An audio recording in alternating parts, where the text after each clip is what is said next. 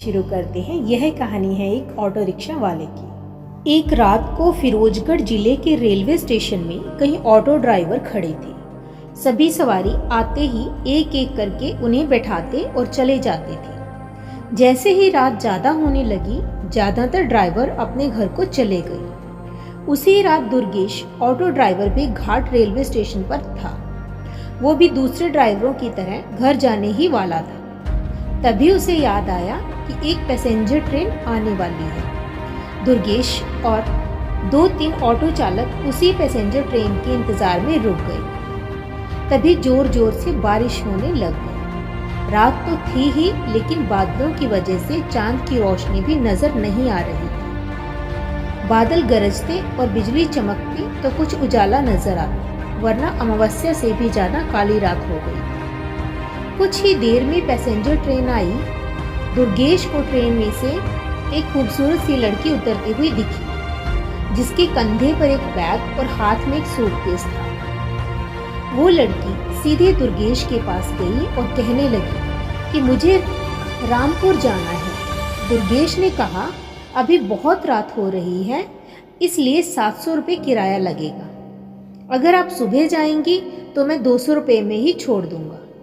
लड़की ने जवाब दिया, मुझे अभी जाना है, आप ले चलिए, मैं पैसे दे दूंगी। दुर्गेश ने कहा, मैडम आप पहले पैसे दे दीजिए, मैं आपको सही सलामत घर तक छोड़ दूंगा। लड़की बोली, अभी मेरे पास सिर्फ 300 रुपये हैं, आप ये रख लीजिए, घर पहुंचते ही आपको बचे हुए 400 रुपये दे दूंगी।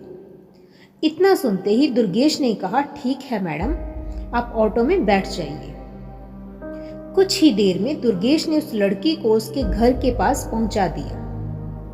वो लड़की ऑटो से उतरी और घर के अंदर चली गई। दुर्गेश अपने 400 रुपये के इंतजार में खड़ा रहा। आधा घंटा बीत गया, लेकिन लड़की लौटकर नहीं आई। दुर्गेश के मन में हुआ कि अंदर जाकर देख लेता हूँ कि वो अब तक क्यों नहीं आई। उसने घर की घंटी बजाई और जोर जोर से आवाज लगाने लगा। तभी एक बुढ़िया ने घर का दरवाजा खोला। दुर्गेश ने उससे कहा कि एक मैडम यहाँ ऑटो से आई थी, उन्होंने मेरे 400 रुपये देने हैं, वो अब तक पैसे लेकर बाहर नहीं आई। बुढ़िया ने हैरानी से पूछा, कौन मैडम? यहाँ तो मैं और मेरे पति के अलावा और कोई नहीं रहता। हाँ, मेरी बेटी पहले रहती थी, लेकिन वो 5 सालों से यहाँ नहीं रह रही है। दुर्गेश बोलने लगा, क्यों, अब वो कहाँ रहती है? मैंने शायद आपकी ही बेटी को यहाँ तक छोड़ा है, आप एक बार अच्छे से देखिए। बातों ही बातों में दुर्गेश की नजर सामने दीवार पर गई। वहां उसी लड़की की तस्वीर लगी हुई थी, जिसे वो ऑटो में बैठाकर लाया था। दुर्गेश ने बुढ़िया से पूछा, वो दीवार पर किसकी तस्वीर लगी है? वो आपकी बेटी है क्या? बुढ़िया ने जवाब दिया, हाँ, वो ही मेरी बेटी है। क्यों, क्या हुआ? तुम ऐसे क्या पूछ रहे हो? हाँ, जवाब सुनते ही दुर्गेश बोल पड़ा, माताजी, मैंने कहा था ना कि मैं आपकी बेटी को ही घर लाया हूँ, यही मेरे साथ ऑटो में बैठकर आई थी। आप अब जल्दी से मेरे पैसे दे दीजिए, देखिए सुबह भी हो गई है, मैं कब से यहीं खड़ा हूँ। बुढ़िया ने दुखी मन से कहा, बेटा ऐसा नहीं हो सकता। हाँ, ये मेरी बेटी है, लेकिन 5 साल पहले ये ट्रेन के नीचे आकर मर चुकी है, इसे तुम कैसे घर ला सकते हो? ये सुनते ही दुर्गेश के तो होश उड़ गए। वो तेजी से वहां से भागा। जैसे ही वो ऑटो के पास पहुंचा तो देखा कि उसकी सीट पर 400 रुपये रखे हुए थे।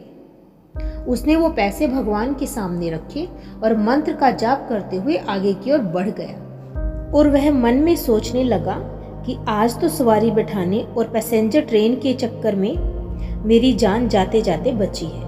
उस दिन से दुर्गेश ने रात को ऑटो चलाना ही बंद कर दिया। वो सिर्फ दिन के समय सवारी लाता व ले जाता और रात को घर में आराम से सोता। दोस्तों, इस कहानी से हमें एक सीख भी मिलती है। सीख ये है कि दिन में काम करने के साथ ही रात को आराम करना भी उतना ही जरूरी होता है, नहीं तो ज्यादा लालच भारी पड़ सकता है। तो इस कहानी पर आपकी क्या राय है, कमेंट सेक्शन में लिखना बिल्कुल मत भूलिए। Thank you so much.